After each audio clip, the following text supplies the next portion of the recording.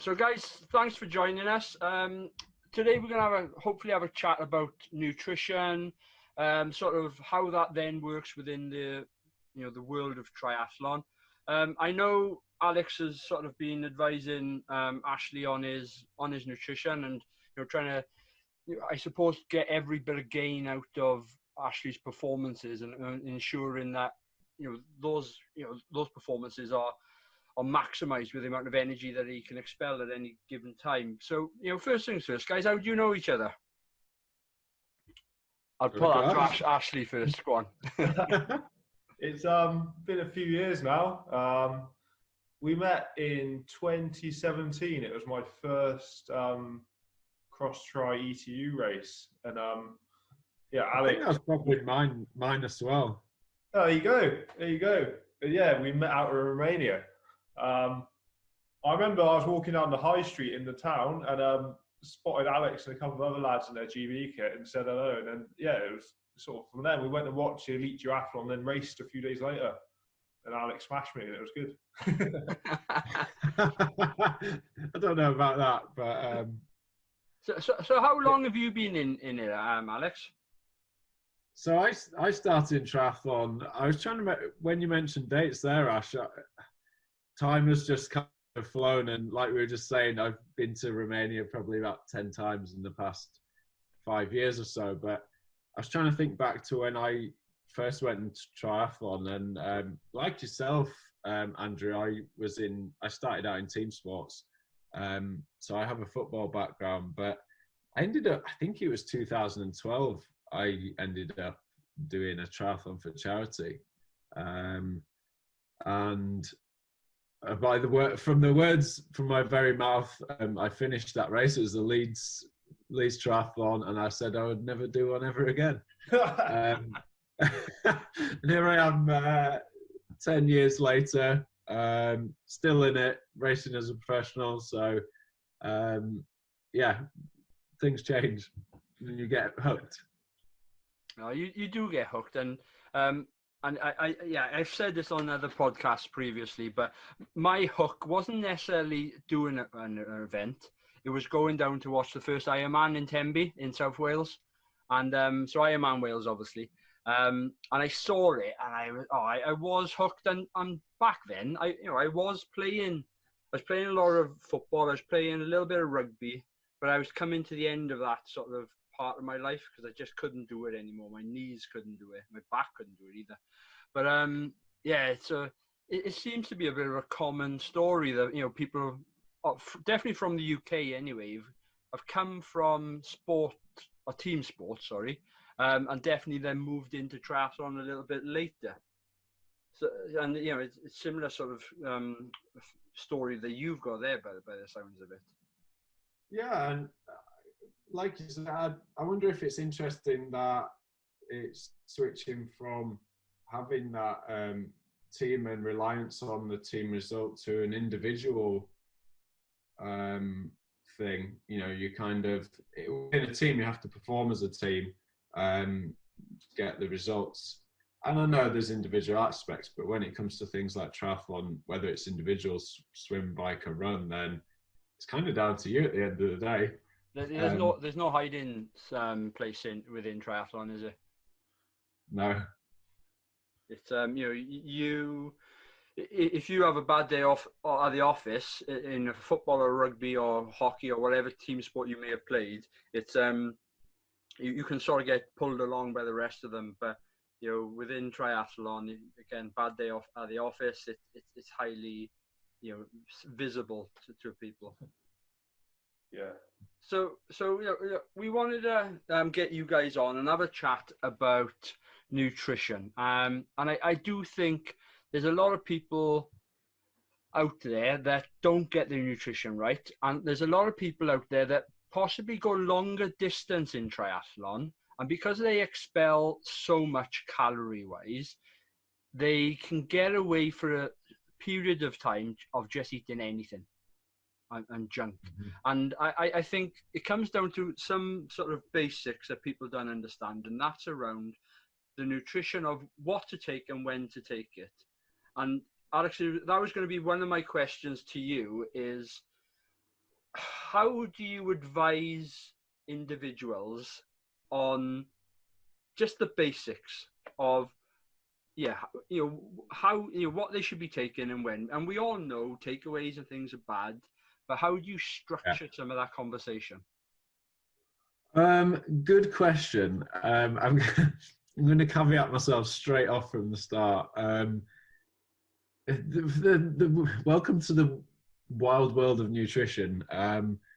But I would say that everyone, you've got to take the context of that individual and apply some basics to that. So, we're all complete individuals as people, down to things, the foods that we enjoy, but actually our biochemical processes, all that kind of thing. So you kind of have to take that person as an individual. And then you also have to look at, what dictates their performance in triathlon, because this may be where the conversation goes later on, that with myself and Ash being in cross triathlon, it's a very different nature to road triathlon. And then equally we've got sprint and Olympic triathlon, and we've got right up to ironman, some longer than that. So it really does depend. Yeah, of course. But what I would say is, as we go on and talk about stuff, there are some rules. There's been a lot of research out there. There's a lot of evidence, and as a nutritionist, as a practitioner, I would say you've got to be able to identify that and apply some of those rules. So inform the practice rather than just say, well, this is what you have to do, because things totally change, and like I say, we're highly individual. So really where we would start is with our well-being. Do we have enough there to support the demands of our sport and everything else? And again, that comes from just total amount of energy. So a very relevant subject it's becoming more out there, because it's kind of a topic that wasn't talked about so much in the past, but very much about energy availability. And this became more prevalent in female athletes. And basically, it's not having enough energy after you've done your exercise, your training demands. It's not having enough energy to support biological functions. So bone health, reproductive health, and it can, stem out much further to cardiovascular health over a long term. So the absolute first thing we would say, what is the quality of your food, and are you getting enough of it for the demands of your support? And so, you talk about not having enough energy beyond the training, beyond the racing and things. And I'm assuming some of that, you do see some high-level athletes and lower-level athletes as well, specifically women who would really mess up their menstrual cycle. Is that all linked to that side of things as well? Yeah, absolutely. So that is one of the big signs that is obvious in females, and the reason why it has become more of a thing in females, we're starting to notice it a bit more in males, is but the first thing that could be affected is that menstrual function. So if you're just not having any menstrual function, there's a big sign there saying, are you getting enough energy? Because if you're using it elsewhere, you just don't have enough to support those things. And then even longer term from that, you might have implications like osteoporosis, just that impaired bone formation. So, that's an athlete's health at the end of the day. And, we have to live for the rest of our lives. And I know some of us live in sport, but, that can really implicate us later on and in the short term as well. It's interesting as well, because I'm seeing a lot of gender-specific support services around sport at the moment. I'm seeing a lot of female led coaches in the, Yeah. and I don't mean they have to be female, but there's a specific focus on females, because not everyone comes out of a box, not everyone is the same as the person standing next to them, and the biggest glaring obvious that we thing that we have between us all is male and female. And so in my mind, it makes so much sense that you would tailor potentially your nutrition as well as your training plan to maximize what to get out everything that you need. Yeah, completely. And going back to the kind of energy availability thing, the female threshold is different to the male. So we've got to, like before, we've got to treat them as individuals. And I think it's not only an individuality thing. I think it's bringing awareness to the sport, and almost trying to talk about this stuff. We're three guys on here talking about female menstrual cycle, and that was probably not something that was talked about so long back, but is really important in the world now. And being open about it and being able to identify it within, people within your clubs to be able to go to their coaches or, get that support if they feel that something's not right there. I heard a story. It was another podcast I was listening to, actually on that topic, and there was a female swimmer who ended up being elite, but they obviously swim at a very young age, but she didn't end up getting her menstrual cycle till it was 18, 19, 20 years old. I can't remember the exact figure, but she thought that was normal because it's not necessarily something that you discussed, and it actually turned out swim training hours are massive, and she was just not fueling enough during that time. So I've heard that around professional dancers as well, and also gymnasts, and ultimately they do think it's normal because their peers, the people that are training with them, are in a similar sort of situation, and it's probably a topic for another day, but it's definitely out of my sort of knowledge base, that's for sure. But it's, for me, again, it all links that to what we try and say on Life of Tri channel, right? We try and keep it simple. That's the basic message that we have. But at the same time, things have to be individualized because everyone is different. Everyone's circumstances are different. I know for a fact now, I've got 2 kids. I probably can't train at the same time as other people within my training sphere like I used to be able to. I used to be able to go on a 5-hour ride on a Saturday or Sunday, but I can't do that anymore. And I used to scoff at some people who'd be like, oh, I got to get up at 5 o'clock and do my ride. And I used to be like, oh, yeah, why are you doing that? There's no need for it. But it's funny then when your circumstances change, you're like, I wonder if I can get up for a 5 o'clock ride on a yeah. So it's it all changes. But going back to trying to keep it simple. One of the things that I was sort of taught, and I never know if this is right, but if we're talking about the shorter form of the sport, and if we're talking about racing here, not just training, from a fueling point of view on race day, I was always taught that I wouldn't necessarily need any fuel while I'm racing for anything under 90 minutes. And I've always sort of stuck to that, but I don't know if that's actually true. So is it, well,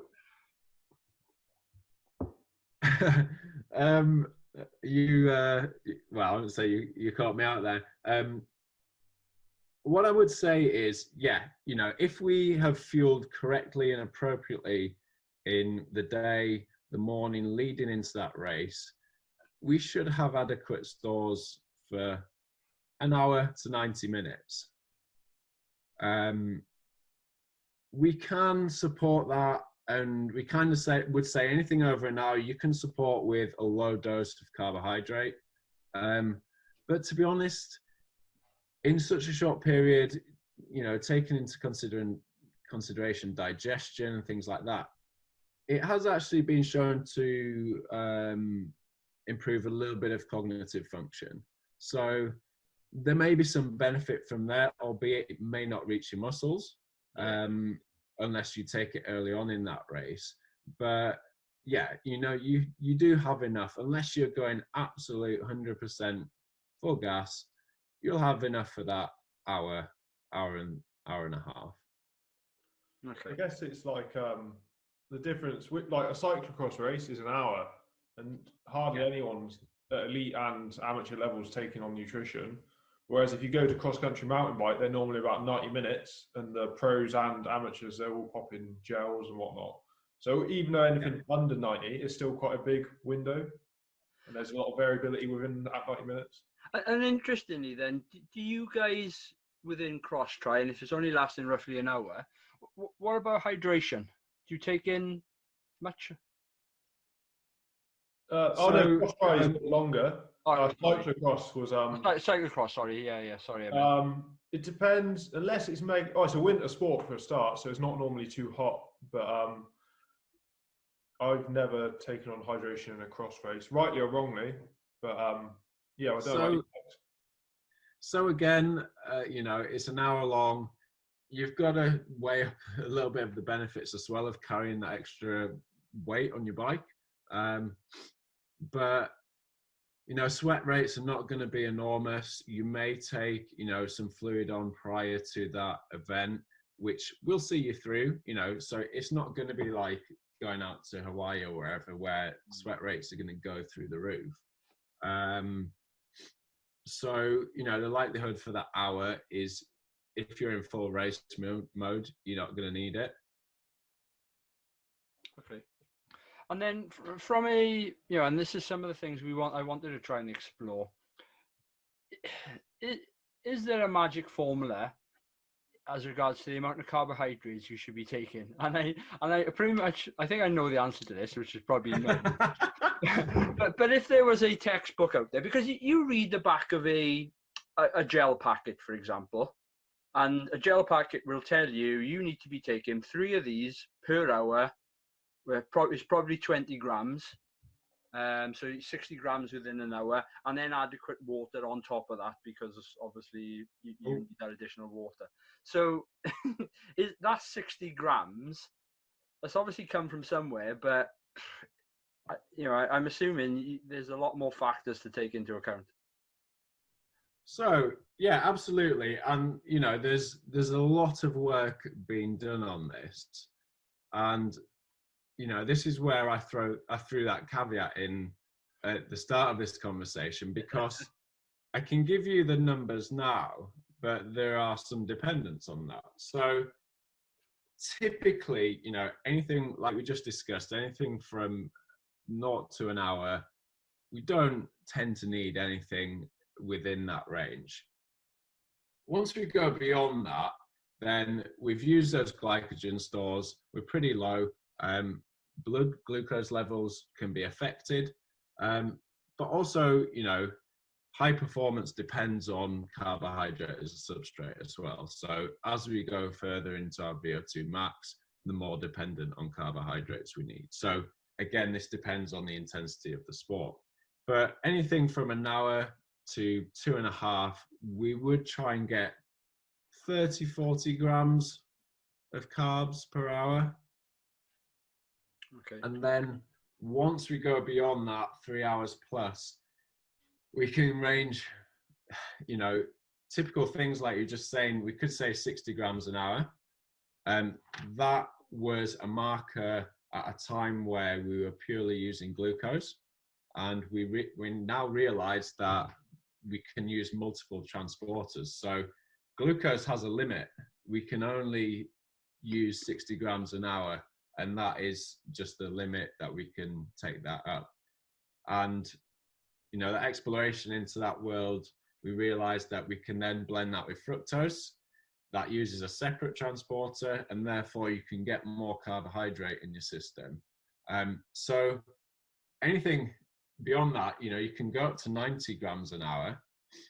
And most recently, actually, in the past few months, I've seen out of Asker Jukendrup's page that some ultra people are looking at up to 120 grams an hour, which is quite impressive when you actually do the math behind that. But while we throw these numbers around and use those as a guidance, use that to inform what works in the lab. Now, if you went from not doing this in training to going 60, 90 grams an hour for 3-4 hours, it's likely you won't be able to take that up because you're not used to it. Yeah. So as you go beyond that 60 mark, you really have to train the gut. We can train our bodies to do it, but we have to start utilizing that in training, upregulate some of those transporters so that they go, oh, we're getting more carbohydrates now, let's use those.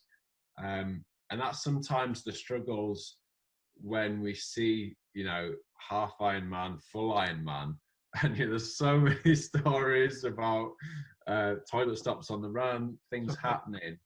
And, it might be, there's a whole wide world of things it could be, but it could be overloading that when your body's not ready for it. It could be different types, things like that. So in a nutshell, anything up to an hour don't really need, providing you fuel correctly.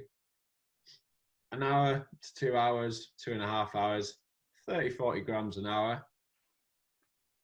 And then anything beyond that, you can range from, you could say 60, 90, 120, but if you're not used to that, start low, start at 40, see if you can do that, then up it to 50, up it to 60, and get your body adjusted to using it.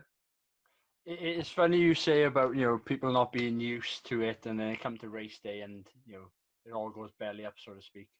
And so many stories that I know, and the biggest one is when people train on a certain product, whether that be a SIS gel or high five gel or whatever, and they come to a race and it's a totally different gel at the aid station. Yeah. And I when it comes to gels, I'm quite good. I've never had a problem, but I've heard too many horror stories, and I always research what gels are going to be there just in case. And then on the other hand, there's the guys and the girls out there who are so well prepared in what they do, but you look at their bike in transition and it's got about 20 gels to it. Yeah. You think about that extra weight that's added to it, and I've seen better than that. I've seen apples taped to the top tube. I've seen a baguette taped to the back of the seat. I've also seen a banana, 2 bananas taped to the downs of the handlebars. It was brilliant, absolutely brilliant. And I did wonder how the hell she was gonna get it off while cycling, but I've seen some brilliant ones out there. But again, and this is what we try to say to people as well, because we're not nutritionists or anything like that, but around the practicality of it, it's got to be, do not do anything that you haven't done already in training. And 100%. Especially when it comes down to nutrition, because, over the shorter distance, you can maybe get away with it. But once you go in, even 70.3, it becomes a hard place when you start to get those things wrong.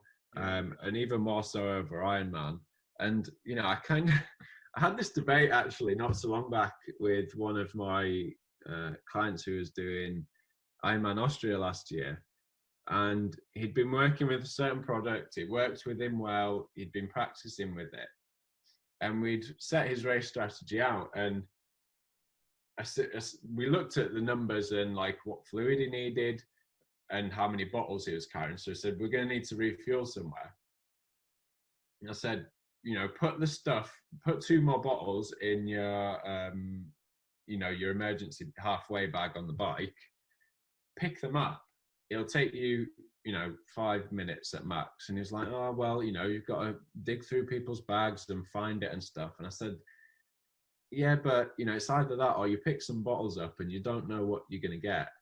And you can lose more than 5 minutes in the toilet if that doesn't go well. Yeah. So it is being in control of what works for you. And that, that comes through practice. People, even to an extent that you can go and look at the course nutrition, like that's up well in advance, and go, all right, what have I got on offer so that I don't need to think about carrying all this stuff? And does it work for me? Because not everything works for everyone as well. And that's where that individuality comes in.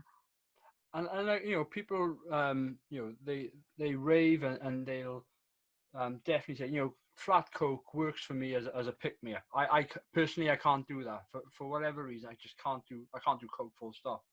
But interestingly, my first ever triathlon, right, was a Cotswolds 113. So it's a half Ironman obviously within the Cotswolds, and it was on the weekend actually.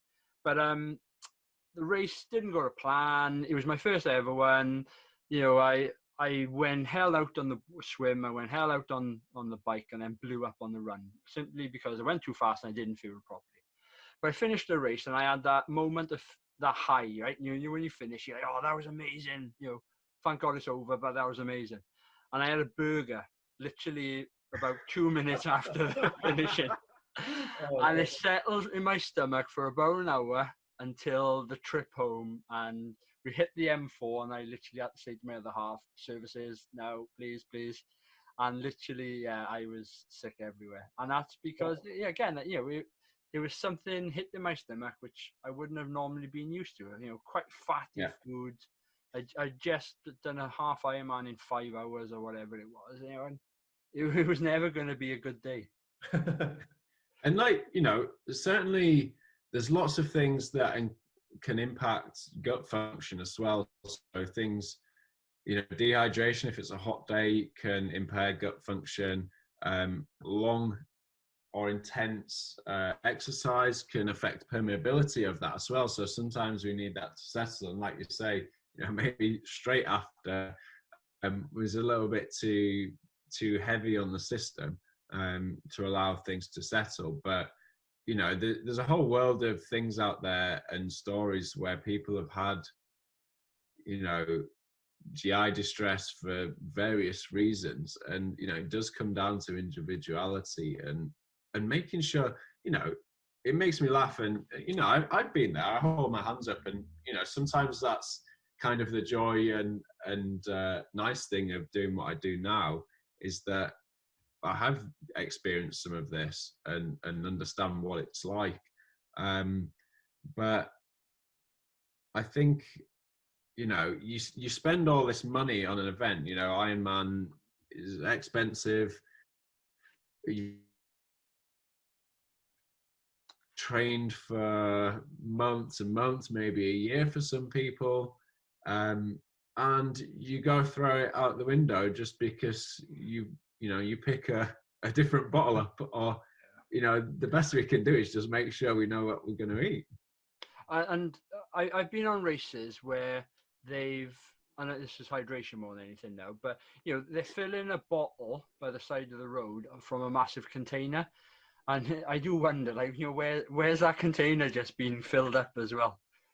Was it just like the local race director's hose pipe from the garden or whatever, and you got to worry about that. So before we move on to, talking about how you've advised Ashley, one final bit on preparing for a race, and how or it doesn't have to be a race, actually. It could just be you've got a hard session coming up, and people will talk about carb loading, but I don't think everyone understands what it is or what other options there are out there. Some people will just have, I'll have a bowl of pasta the night before and that'll do me, and then I'll have a bowl of cereal in the morning, and that works for some people. But I suppose what's some of the sort of advice you can give to people on that? So again, let's take training and racing as separate things, because they can be different. But let's go back to racing. if we're racing and we're looking to fully replenish glycogen stores, contrary to like old traditions where we loaded for 5 days prior to an event, and you know, this kind of, I think this came across in cycling actually, where you know, all of a sudden people just started eating a lot of pasta and people started performing better, and they're like, oh, well, let's just use this, like this is the way to go. And you know, they've done a lot more work on that now, and kind of they've come to a conclusion that you don't need to go to that extreme. You can do it within kind of 36-48 hours prior to an event, providing you know you don't do a massive amount. So rest, load up, and you know, we kind of give a gauge between 7 to 10 grams per kilo of body weight as a gauge for that period per day. So in that day leading up, we probably want to be looking to try get that, and that can be various things. You know, it can come from juicy pastas, rices, things that work for you again, and you know you're comfortable with. Again, you don't want to be forcing something down that you're just going, well, I was told to kind of load up, but I don't really like this stuff. That's going to be a bit of a disaster again. So we'd look between 7 to 10 grams per kilo per day. And then the morning for that event, again, we don't want to overload the system. We'd maybe look between 150 to 300 grams, depending on how much you're used to that, how much you can eat and feel comfortable again. And that can come through, you know, overnight oats. It can come through a glass of orange juice. You know, you've got some sugar in there. So it doesn't have to be this massive carb loading period, but we do want to make sure that we're replenished enough to make sure we've got that energy available there. Because yeah, I know a few people out there who talk about, you know, you starve your body for so many days, and then the carb sort of absorption rate will be X amount more and things, and again, we just say to people, keep it simple. Don't deviate too much from what you normally do.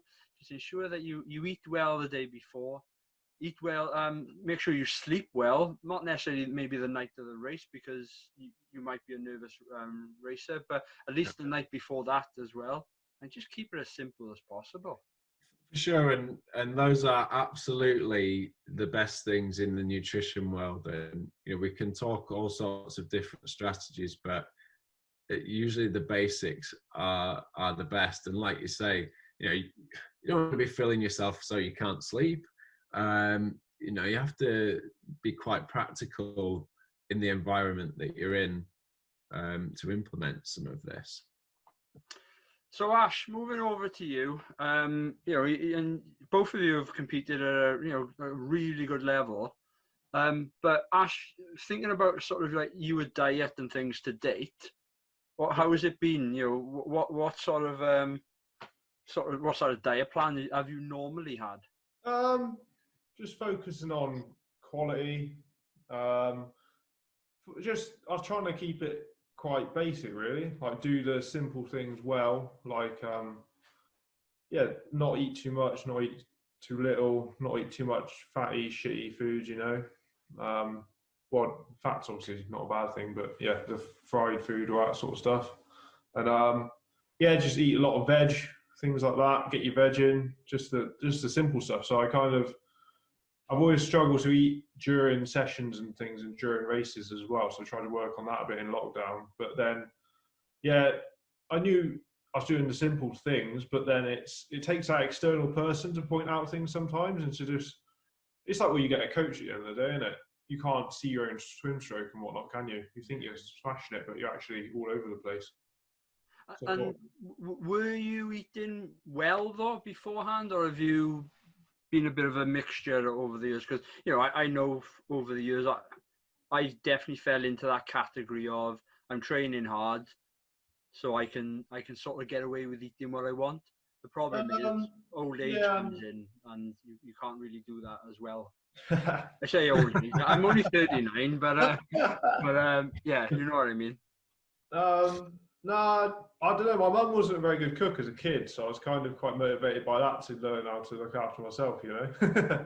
But no, I don't know. I always like looked at. You wouldn't give a racehorse cans of Coke and things, would you? So I kind of thought that it's always been like I've always been conscious of it, if that makes sense. I've kept a food diary for years and like training diary, just like a little handwritten one, just rough notes. Like had cereal for breakfast and tuna sandwich for lunch, you know, not like weighing it or anything.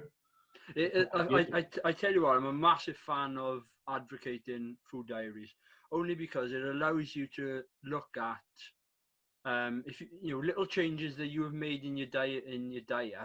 It gives you an opportunity to look back, and you think, Jesus Christ, why did I have a bad stomach on that run, or you know, why did I have the trots on that particular day? And sometimes you can put that back to food, and that's quite good to hear, actually.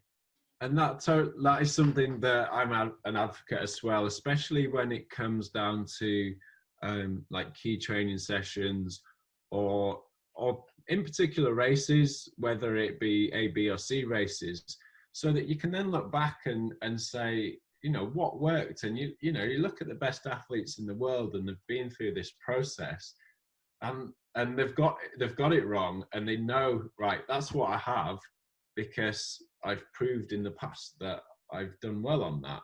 Yeah. So yeah, it's really important on reflection about what works and you know, potential what doesn't work.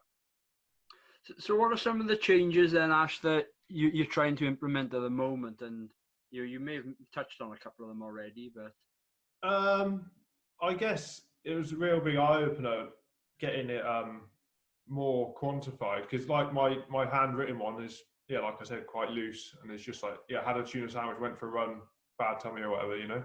Yeah. Whereas with Alex, it was much more like had like an app and like was weighing things to get the accurate amount in and out. I guess the main thing that Alex said to me was about my protein intake. That was something, because I've had a lot of niggles over the years, and like I'm not a veggie or a vegan or anything like that, but I don't eat a lot of meat and fish.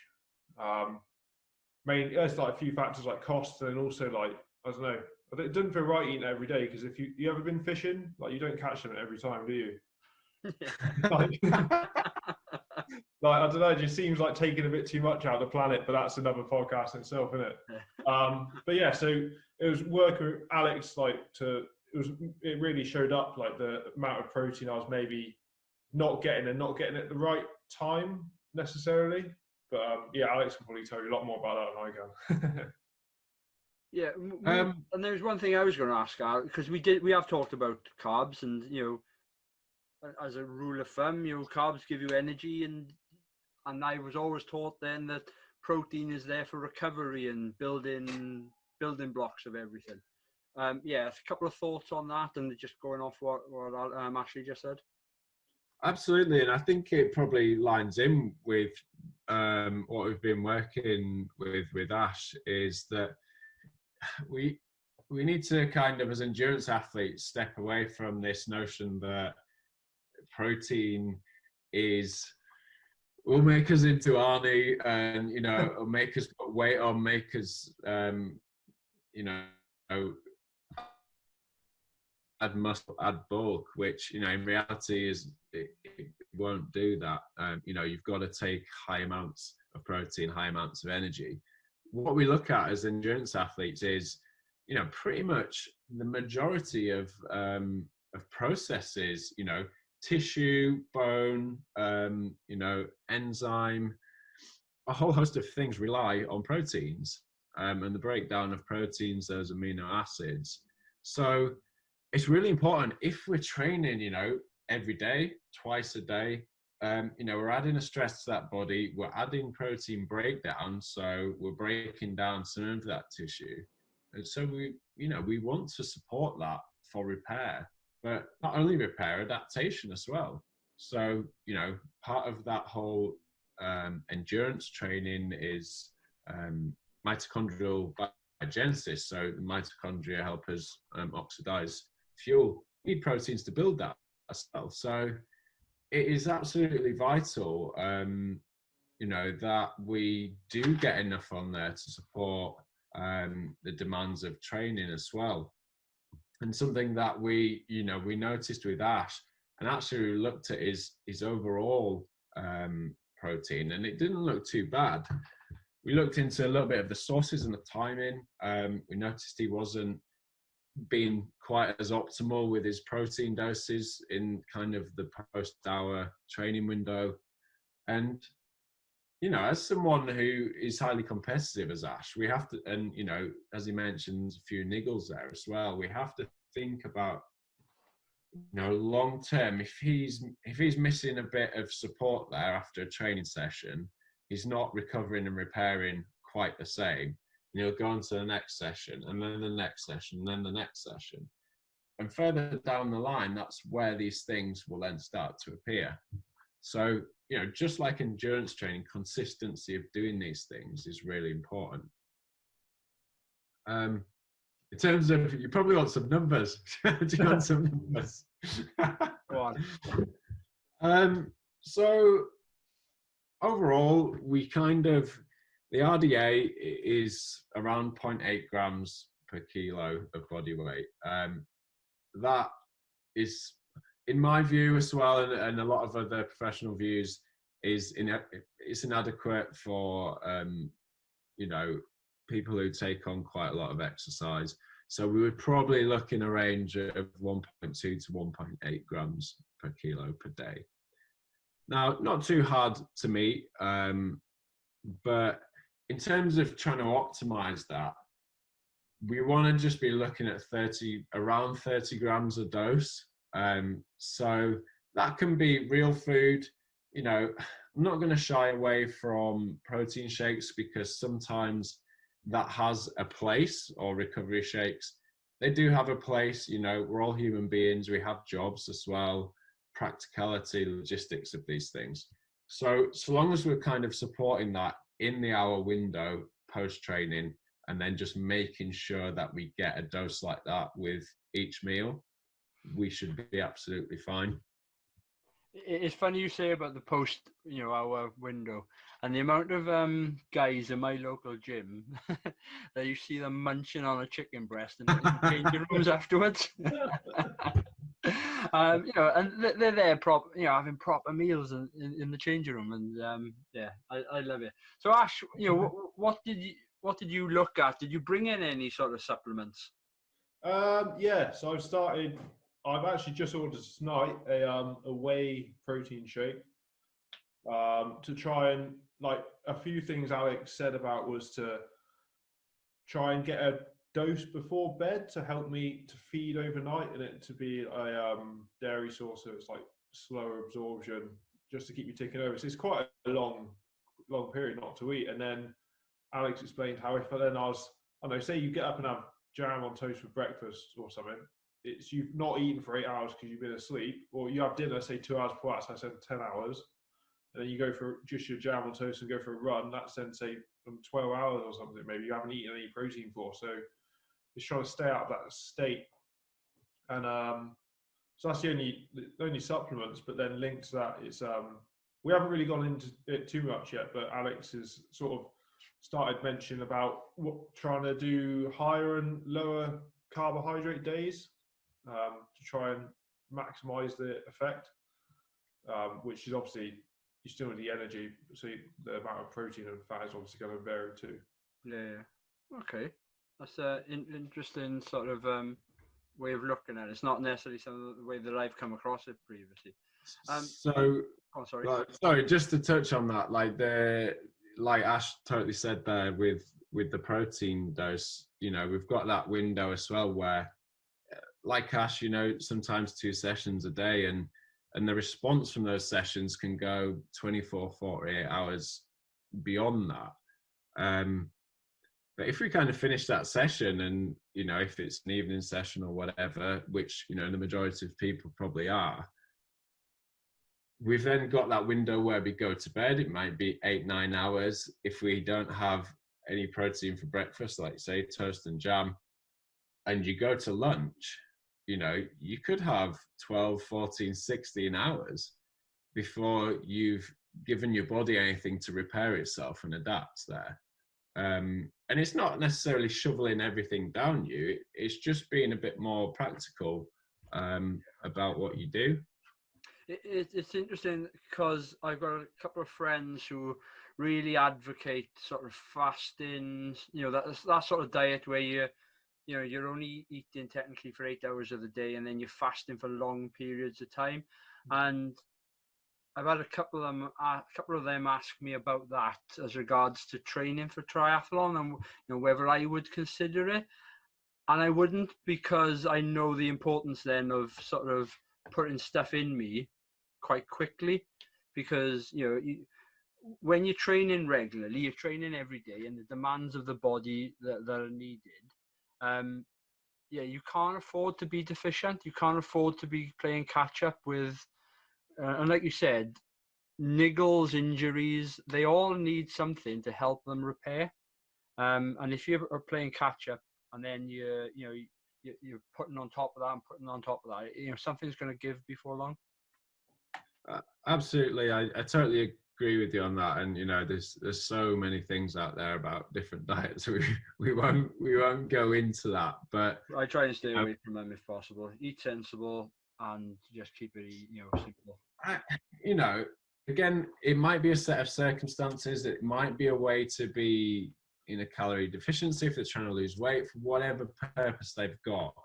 But I think if you've got a high training load, you need to make sure there's enough fuel available. You need to make sure that you're recovering appropriately for the next session, because at the end of the day, coming from the coaching side of stuff, just consistent training is what makes us improve. And then relate that back to food. If we're not repairing and recovering, we might get ill, we might get injured, and then that breaks that consistency in training. So make sure we have enough fuel for the demands of the training session, and make sure that we're recovering properly. Is just, those are the most important basics that we just need to consistently do. And for me as well, right, food and fuel and things has such an impact on mental health that my half will tell you this: if I haven't eaten properly and trained, I'm a right grumpy so and so. Yeah, maybe I'm like that constantly. I don't know, but you've got to look after yourself. And I know we joked earlier about old age and me being only 39 or whatever, but it's the older you get, I just think the harder it is, and the more that you've got to look after yourself. You can't continue to do what you did when you were 20, and where you'd, I don't know, play a rugby match or a football match, and you're having a Big Mac after it, and then 8 beers afterwards. So yeah, those days are long gone. Guys, look, I am aware that we've probably gone about 45 minutes on the podcast here, so it's probably a good opportunity to thank you very much for coming on. Alex, how can people get in touch with you? And what is there a website? Is there media? So I have a website that you can contact me through that, which is www.Alterra Performance. So ALTERRA performance.com. Excellent. Look, thanks very much for coming on. If you want to come back on in the future, I think there's probably a plethora of topics we've probably discussed today that we could elaborate on. So thank you both for coming on, Alex and Ashley, and hopefully we'll catch up soon.